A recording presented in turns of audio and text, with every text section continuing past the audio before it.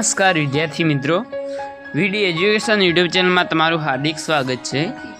આજના વિડીયોમાં આપણે ધોરણ 9 વિષય ગુજરાતી પાઠ 4 ગોપાળ બાપા તેના સ્વાધ્યાયનું સંપૂર્ણ સોલ્યુશન જોઈશું। જો તમને વિડીયો પસંદ આવે તો લાઈક કરો અને તમારા મિત્રો સાથે શેર કરો।